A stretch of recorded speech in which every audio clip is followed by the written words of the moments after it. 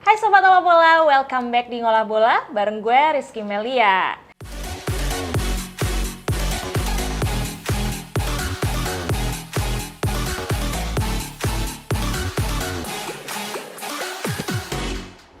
Nah seperti biasa ya Sob, kita bakalan ngobrolin seputar sepak bola dan kali ini gue nggak sendiri. Ditemani oleh Bung Iksan. Halo Bung Iksan, apa Halo, kabar? Ki, baik.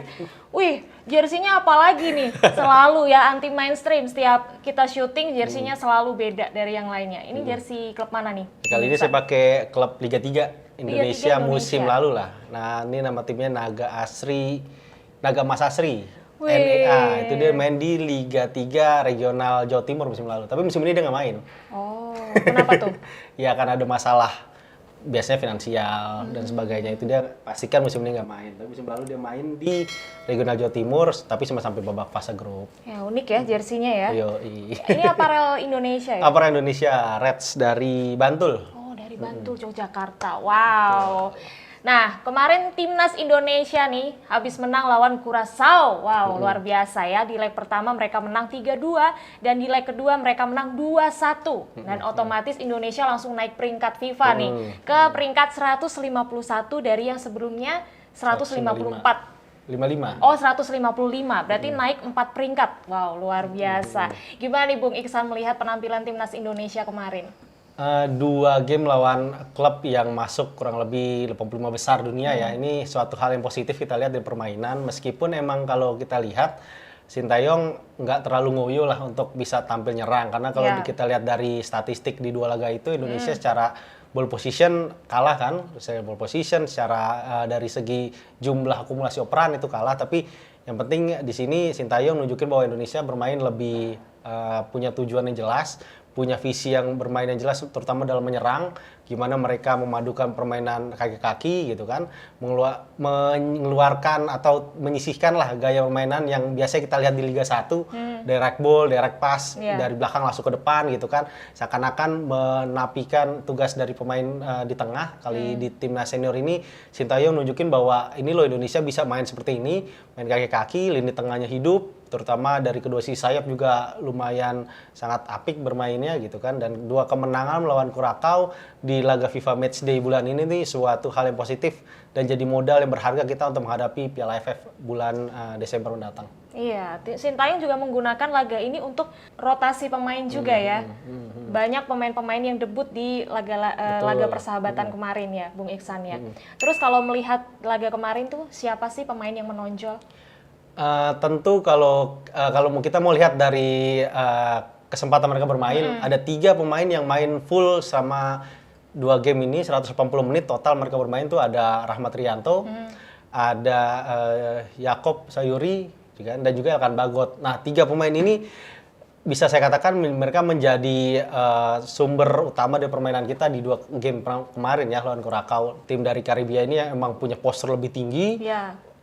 Fisik yang lebih tangguh lah dibanding pemain kita seperti itu ya. Rata-rata mereka 180 cm tingginya mereka, dan 3 pemain ini nunjukin bahwa mereka tinggi badan tuh bukan terlalu jadi masalah, terutama untuk Rahmat dan Yakob ya, yang relatif tinggi rata-rata Indonesia. Kalau Elkan kan gak usah diragukan lagi ya kan, gizinya dia gizi Inggris gitu kan, tingginya di atas 190, dan ini menunjukkan bahwa 3 pemain ini emang jadi poros utama permainan Indonesia, terutama di 2 laga kemarin. Kita lihat contohnya Yakob, ini pemain yang sangat versatile, serbaguna, bisa bermain di kedua sisi sayap. Nggak cuma bisa main di kedua sisi sayap, dia juga bisa bermain di peran bertahan atau menyerang. Di PSM dia main lebih advance nyerang, lebih ofensif sebagai penyerang sayap. Meskipun di formasi 3-5-2 seperti itu ya, ada assist dan gol yang diciptakan musim ini. Di timnas dia memang lebih bertahan, bisa jadi pelapisnya Asnawi di back sayap kanan, tapi dia juga bisa gantingin Arhan di back sayap kiri ketika di menit-menit akhir game kedua kemarin Pekansari kan. Karena Matrianto ini pemain yang udah kita nggak ragukan lagi lah di Rasin. Dia udah main kemarin di game pertama sempat jadi salah satu back di 3 posisi back sejajar. Kemarin pas di Pakansari dia main sebagai gelandang bertahan. Dan juga dulu di kualifikasi Piala Asia kita ingat banget dia sempat main sebagai back sayap kanan gitu kan. Betapa pentingnya pemain ini. Kalau Elkan, menurut saya kehadiran Elkan ini menjadi salah satu alasan utama kenapa Sin sangat menginginkan dia lah sebagai pemain muda gitu kan. Karena dengan dia Sin lebih pede untuk bermain dengan 3 back sejajar gitu kan, yang ini sebelumnya belum pernah dipakai di timnas Indonesia sebelum era ada Elkan gitu kan, Elkan, Rizky Ridho, dua pemain yang emang sangat penting di timnas Indonesia saat ini gitu.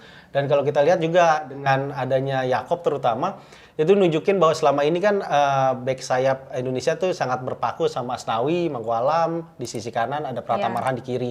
Yakob ini bisa jadi alternatif jika salah satu dari dua pemain itu cedera. Contohnya kayak kemarin Kurakau 2 kali, Asnawi gak main kan karena dia punya cedera ringan. Dan selama ini tuh pencarian di back sayap kanan tuh nggak pernah selesai dari Ersin dalam kurang lebih 1-2 tahun terakhir. Koko Ari dicoba, sampai Rahmat Rianto juga tanda kutip dipaksa untuk main di back sayap kanan. Tapi dengan adanya Yakob, dan juga dulu di Piala AFF, saya ingat juga dulu ada Marco Sandi yang sempat dipasang di back sayap kanan, tapi dia nggak pernah dapat menit bermain di AFF.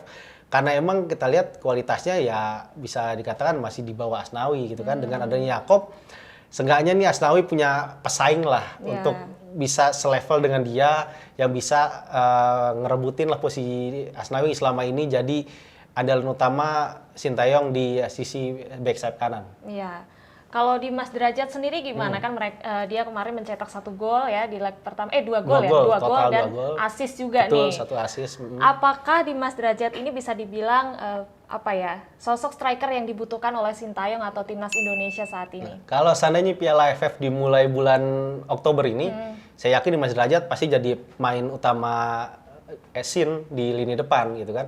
Dia pemain yang bisa dikatakan inilah tipe striker modern yang selama ini Indonesia nggak punya gitu kan. Striker yang nggak terlalu tinggi gitu, tapi dia punya visi di lini depan cukup baik, terutama dalam penempatan posisi. Kita lihat 2 golnya dia di 2 game Kurakau tuh nunjukin bahwa dia emang cerdas dalam menempatkan dirinya dia di kotak penalti lawan kan. Contoh pas dia jadi penentu kemenangan di game pertama, terus kemarin juga dia buka gol setelah tendangannya Witan ditepis ya kan. Dia bisa menang di second ball dan akhirnya dia bisa cetak gol dari bola muntah itu.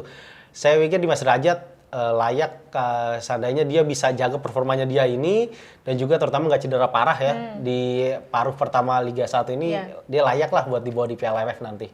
Oke. Nah, kalau melihat performa timnas Indonesia kemarin, ada nggak sih sesuatu yang harus dibenahi gitu ke depannya? Kalau saya melihat masih ada 2 hal ya yang perlu dibenahi Sin ya. Jelang Piala AFF masih ada kurang lebih 2 bulan lagi. Di akhir Desember nanti kita akan tampil di fase grup gitu kan.